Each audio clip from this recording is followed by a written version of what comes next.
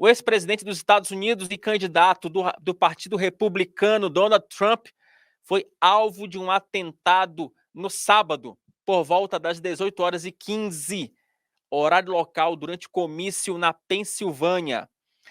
Logo após o incidente, ele foi levado às pressas pelo Serviço Secreto americano para fora do palco, ensanguentado, após ter sido atingido de raspão na orelha.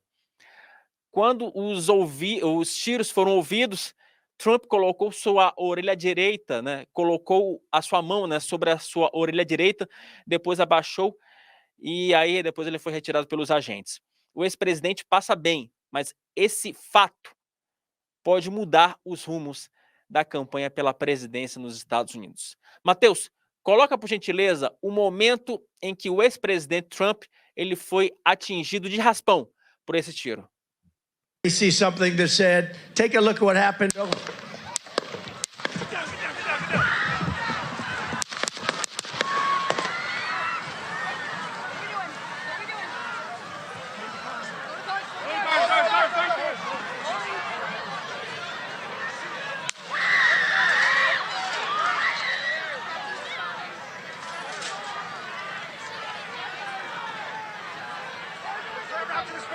Move his spear. Hold. When you're ready. On you. Ready?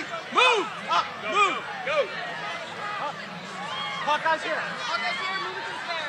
Spare, get ready. Spare, get ready. We ready? Down. Down. Are we good? Shooters down. Are we good to move? We're good to move. Clear. We're Let's clear. move. We're Let's clear. move. We're clear.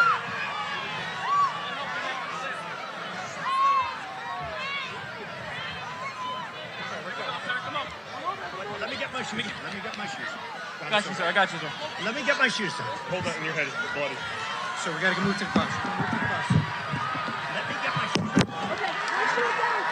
Let's shoot. Watch out. Wait.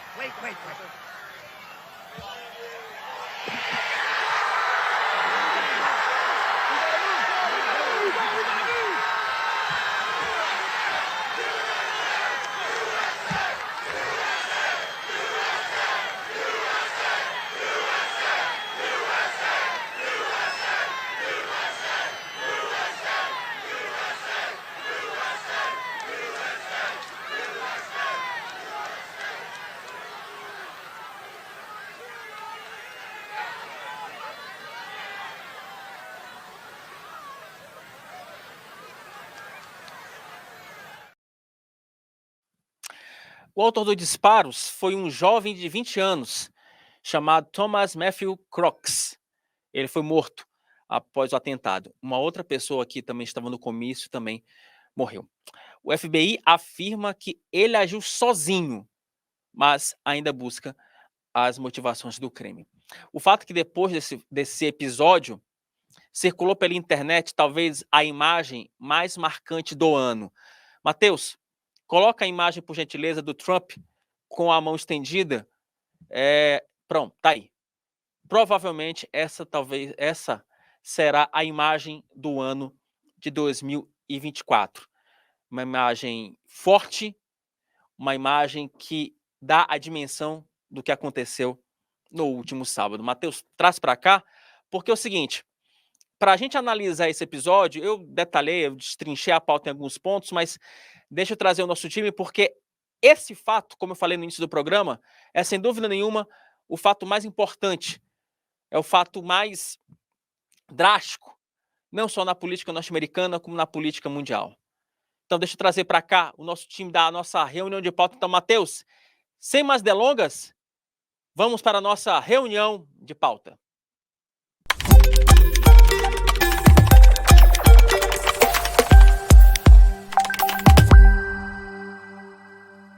Eu quero começar esse reunião de pauta a partir dessa imagem. Matheus, coloca de novo essa imagem, porque eu acho que ela resume bem o episódio. Eu acho que ela resume bem. E aí eu quero deixar a pergunta para os senhores. Eu não sei quem pode começar, se o Ale ou se o Duda, mas essa imagem, senhores, ela é uma imagem representativa não só do atentado ao Trump, como eu acho que ela ilustra bem o que pode acontecer na política norte-americana. Dá para dizer, Duda e Alexandre e Rodrigo Oliveira, que o Trump já está eleito ou ainda tem muita coisa para acontecer daqui para frente? Boa tarde, gente. Vai, Duda. Quer começar, Duda? Vai, Duda. Bom, eu acho que eleito ainda não, ainda tem muito tempo, né? Muita coisa ainda pode acontecer. Veja que essa campanha, que quando começa, né, todo mundo fala assim, a gente já tem ali o Trump e o Biden, mas já aconteceram duas coisas extraordinárias. Uma é aquele debate do Biden que ele não consegue concatenar direito as ideias, e agora um atentado contra o Trump. Então, temos ainda vários meses aí, a eleição é só em novembro, nós estamos em julho, então muita coisa ainda pode acontecer. Está muito interessante para quem acompanha. Eu acho que a imagem vai ter, sim, uma importância, porque essa imagem, uma que ela traz essa questão ali do nacionalismo, né? Tem a bandeira americana ali atrás. Veja que quando acontece o atentado, o Trump fala fight, né? Lutem, e aí as pessoas começam a gritar Estados Unidos, Estados Unidos. Uhum. E essa questão do sangue também, na orelha, casa muito um pouco com esse discurso, com a ideia, a retórica que o Trump tem de que ele é um perseguido do sistema, né, que está todo mundo contra ele, os juízes, os procuradores, os jornalistas, a esquerda progressista. Então, ajuda ele a trazer essa imagem, e, de fato, ele sobreviveu ali por uma polegada, né? Se o tiro fosse um pouquinho, 1 centímetro ali, 2 centímetros mais para a esquerda, ele estaria morto agora. Ale. Olha, eu acho que a gente viu história, né? No sábado. Aconteceu um fato histórico, como o 11 de setembro, como vários outros.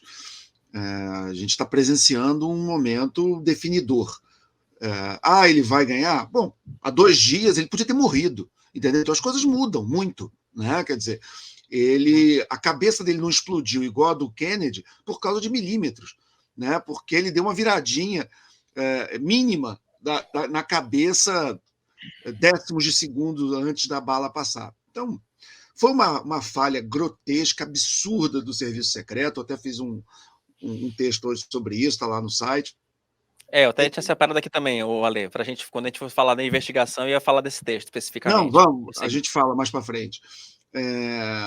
Agora, que o Trump ele entra nessa dimensão simbólica, que é muito importante na política, que é muito importante na comunicação, né? Ele consegue essa aura de alguém que realmente, de verdade, quase morreu. Né? Por muito pouco não morreu. Ele deu uma entrevista hoje dizendo, inclusive, não era para eu estar aqui, não era para eu estar vivo. E realmente não era. Né? Foi uma quase fatalidade para um sujeito que é um bilionário, que já foi presidente da República, que tem 78 anos de idade, podia estar curtindo a esposa, a família lá em Mar-a-Lago. Mar-a-Lago, para quem não sabe, que é onde ele mora hoje, lá na Flórida, é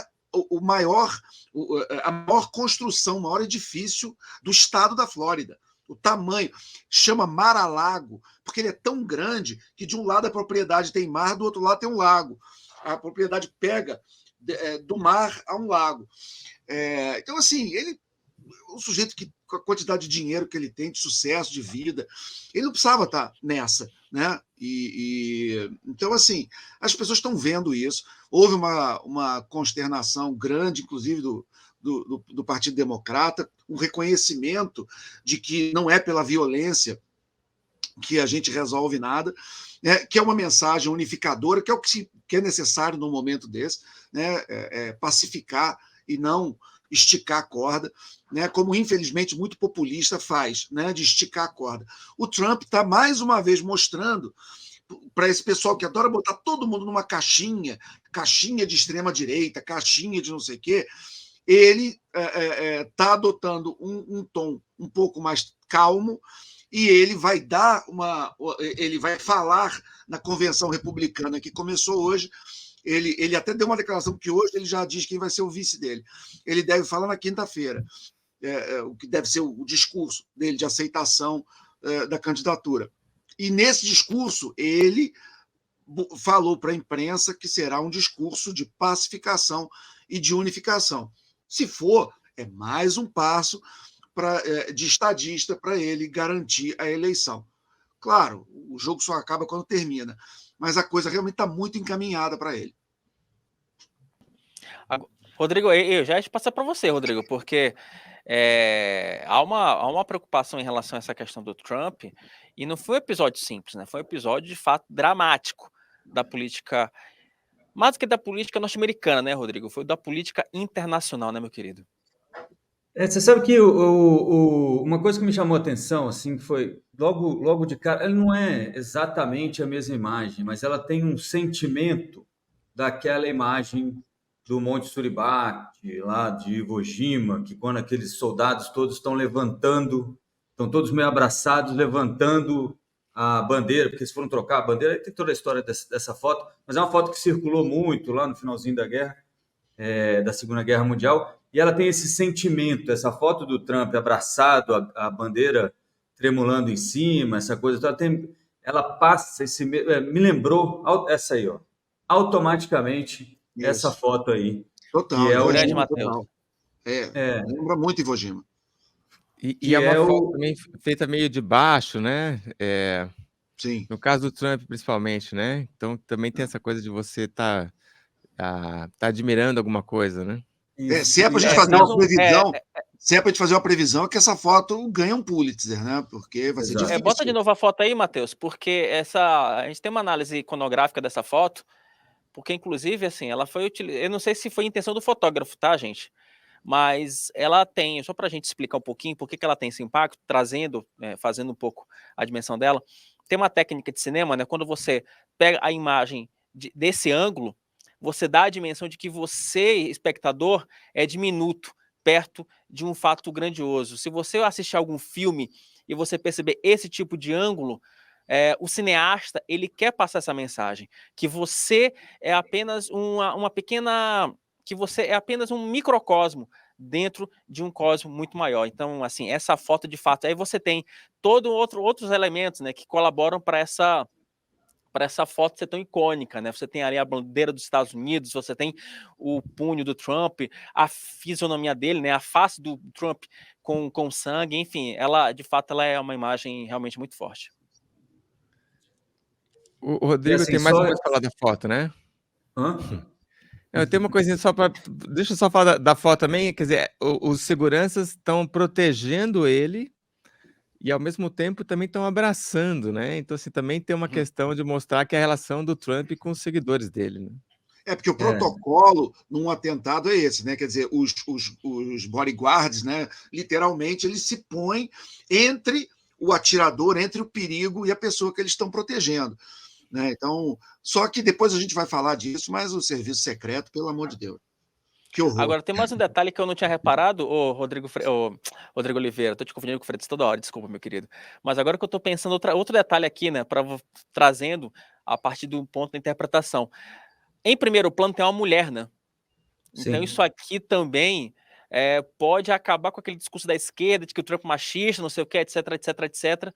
Essa imagem também de uma mulher sendo em primeiro plano, sendo fazendo aí o primeiro atendimento ao Trump também pode ser utilizado, também pode ser interpretado dessa forma. Assim, mas o que eu queria dizer assim, essa imagem, ela é tão forte, e ela bate, eu acho que ela bate tanto com o sentimento americano, desse esquema mais patriota, essa coisa mais visceral americana, que e tem todos esses elementos, né? Conforme você vai olhando para a foto tem mais elementos ainda. A mulher, os caras abraçados, a bandeira tremulando, tem não sei o que é ali atrás, parece como se fosse uma haste da bandeira, não é, mas parece, né, no primeiro olhar. E assim, para responder a sua pergunta diretamente, que eu sou desses, na minha opinião, claro, concordo com o Alexandre, pode acontecer um monte de coisa, inclusive, né, o homem podia ter morrido 2 dias atrás. Então, assim, mas assim, se entrar em modo de voo de cruzeiro, a eleição vai ser batata. Se estava difícil para o Biden, ou quem quer que fosse ficar no lugar do Biden, agora ficou assim, favas contadas. Assim. Tem que acontecer um evento muito, mas muito mesmo diferente para que tenha uma nova virada. Porque também tira um pouco daquele ar do amor venceu, sabe? Ou o amor vai vencer. Porque um atentado é sempre um problema sério. Mesmo que esse camarada não seja, como é que se diz, filiado a nenhum partido ou qualquer coisa assim, obviamente ele é uma oposição a Trump. Afinal de contas, você não atira em ninguém que você gosta, né? Então, claro, também não deve ser muito normal essa pessoa, mas considerando né, condições normais de temperatura e pressão, eu acho que acabou. Esse ponto dele ser filiado ao Partido Republicano, eu estou desde o atentado, já falei no Twitter várias vezes. Ele é filiado? Ele é filiado, ele é registrado, né? Quer dizer, o termo que se usa é registrado, né? Mas o que acontece é que tem muita gente que dá palpite, até na imprensa, colegas que eu vi, tentando fazer alguma relação dele ser republicano, e foi o que você falou. É óbvio que se você é um republicano de coração, se você é um eleitor do Trump, você não vai dar um tiro na cabeça dele, pelo amor de Deus. Né? Quer dizer, o que acontece é o seguinte, tanto que esse cara, ele doou dinheiro para o Partido Democrata. Há uns 2 anos, 3 anos, ele doou lá $15, enfim, ele ainda estava no colégio, começando a faculdade, que ele tem 20 anos, né? Tinha. Né?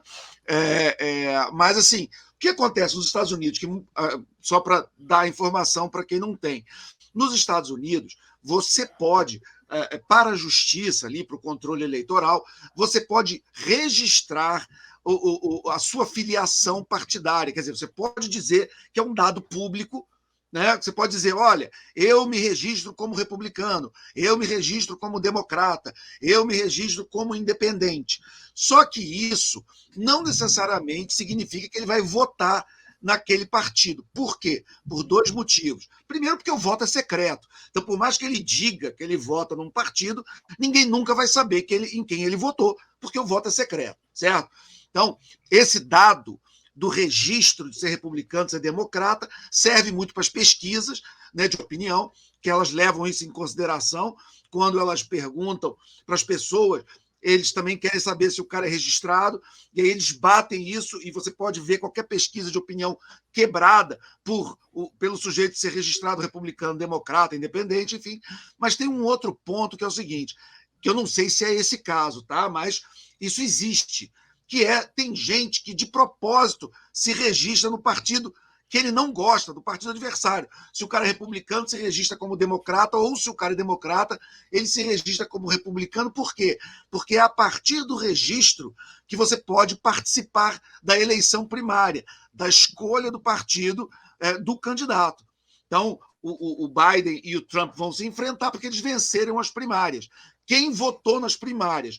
Os respectivos eleitores registrados, democratas ou republicanos. Então, às vezes, isso acontece, você tem movimentos, por exemplo, de democratas que vão nos seus respectivos estados e se registram como republicanos para trollar a eleição republicana, para atrapalhar, para votar no candidato que eles não querem. Por exemplo, se eles não querem que o Trump seja candidato, eles vão votar na Nikki Haley, vão votar no Ron DeSantis, enfim. Não porque eles gostem, mas porque eles querem atrapalhar a primária.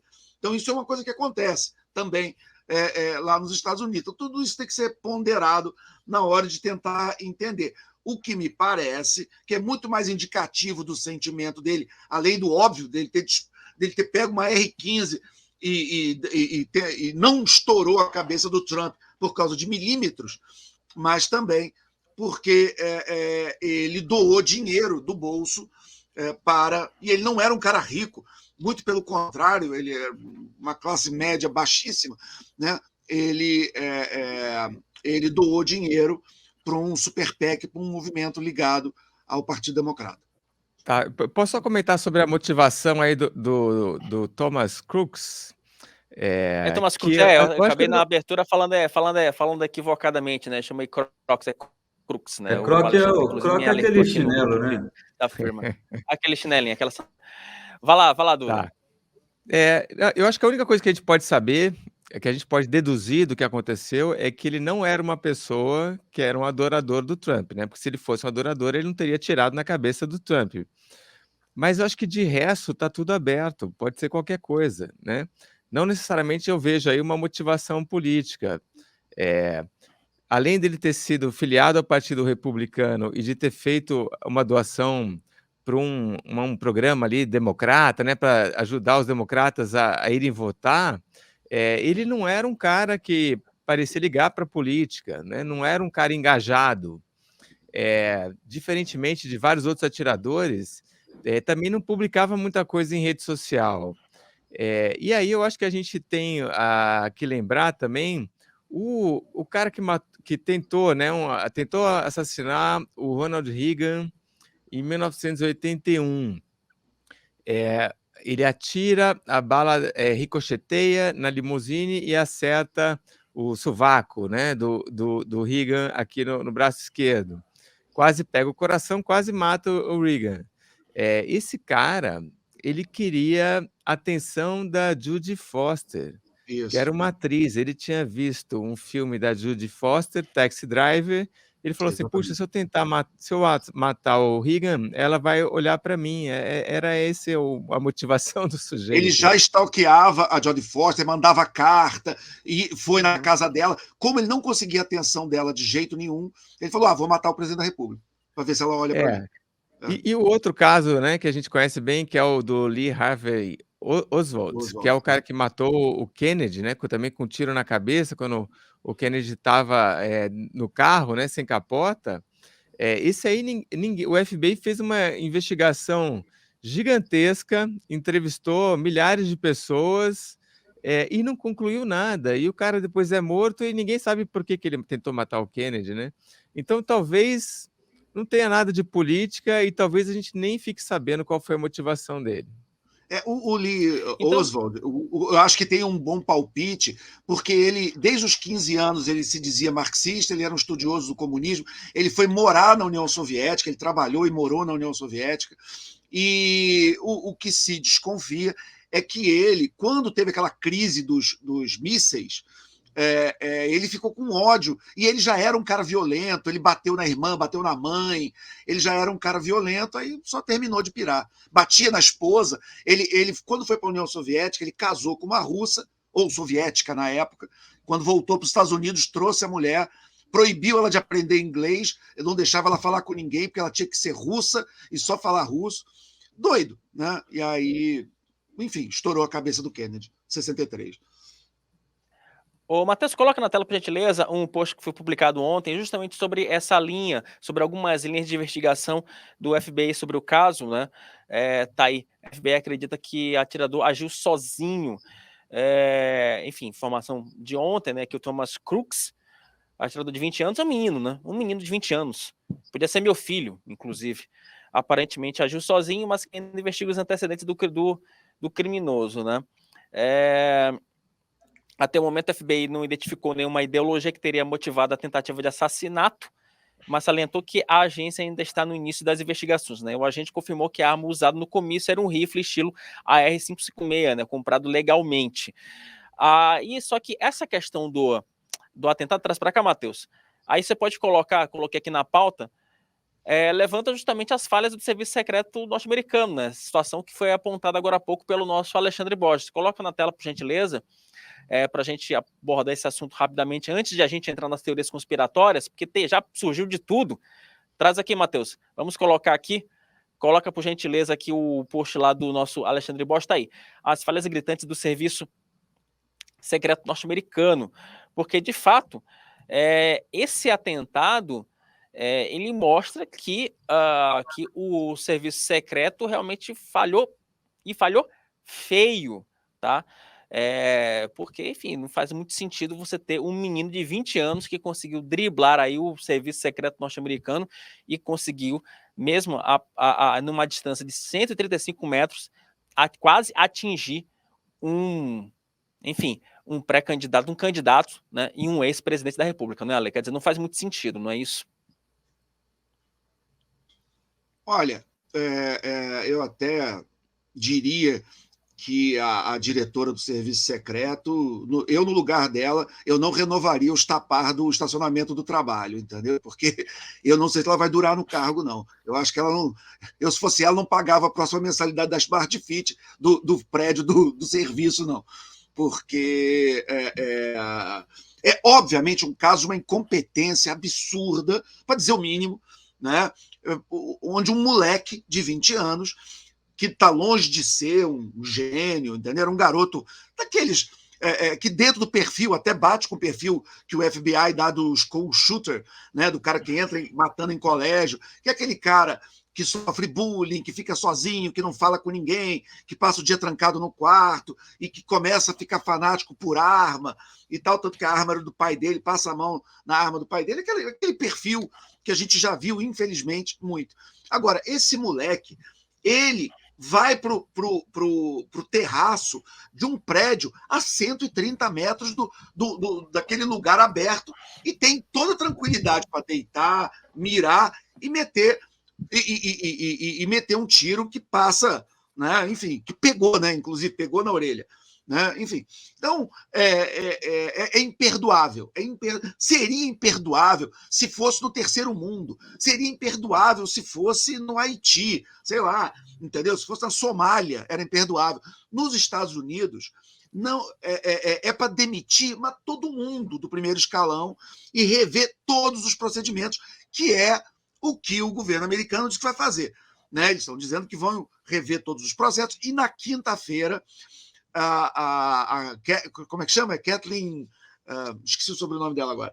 Ela vai para o Congresso americano ser ouvida e vai dar a explicação.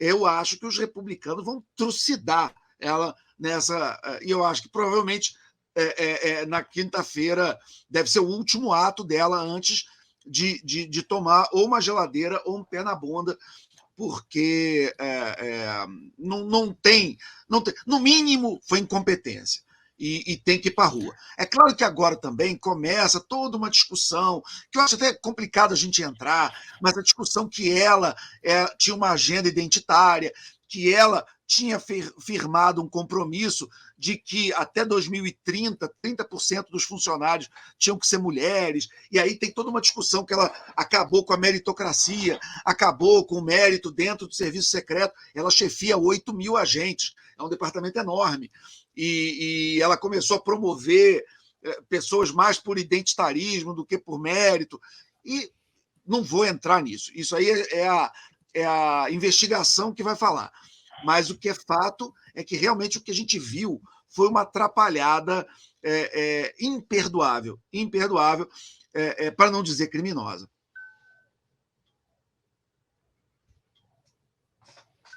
O Wilson está ali sendo atualizado. Então, eu sigo comentando o que o Alexandre falou. Eu acho que foi até um texto seu, Alexandre. Você comentou que tinham 4 equipes contra franco-atiradores lá na Pensilvânia, não era isso? Sim, acho sim, que sim. duas Você eram tem do o serviço estadual, você tem o FBI, você tem o serviço secreto, né? Isso, 2 estaduais e 2 do serviço secreto. Acho que o Isso. serviço secreto pega ali o que está mais próximo, então se aparecer algum franco-atirador, é o serviço secreto que precisa tomar conta, e aí o que está mais longe fica ali com esse pessoal estadual, né? Agora, você tem que ter uma coordenação entre essa gente toda. O tal do Crooks, ele parece que ele chega naquele momento, né? Consegue subir e vai ali e se posiciona. Então, isso aí é claro que dificulta, mas você também não pode imaginar que o cara vai estar lá desde manhãzinha esperando o Não. momento para Não, tirar, não. né? Então, Não, mas Agora, é porque era o único jeito. normalmente, do procedimento, desculpa, só porque até está lá no texto, eles fazem varreduras dos imóveis próximos, aonde estão na linha de tiro da pessoa que eles têm que proteger. Então não poderia subir ninguém ali, não poderia ter ninguém ali. Né? Esse é uma das falhas. tem esse lance também do pessoal ter ficado gritando durante 2 minutos, está filmado, durante 2 olha lá, tem um cara armado, olha lá, ficaram 2 minutos gritando e ninguém tomou nenhuma providência. Você vê que quando ele atira, o sniper mata ele em segundos, em fração de segundo, né? Num procedimento que não, entendeu? Pum, explodiu a cabeça do garoto segundos depois, né?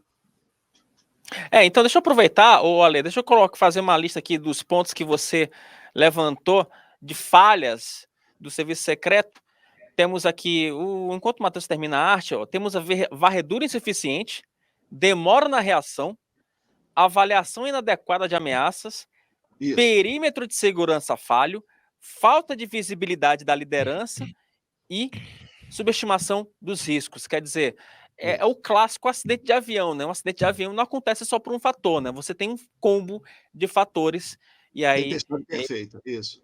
você tem aí exatamente a tempestade perfeita que acabou culminando com esse ataque, com esse atentado a Donald Trump, né? Além do que a gente já comentou, na lista que você leu, visibilidade da liderança é exatamente para essa diretora do serviço secreto ter sumido, não ter dado declaração, não ter falado, olha, aconteceu isso, ela tá em posição fetal, dormindo debaixo da pia da casa dela, né? E com motivo, né? E quinta-feira não vai ser fácil lá no Congresso.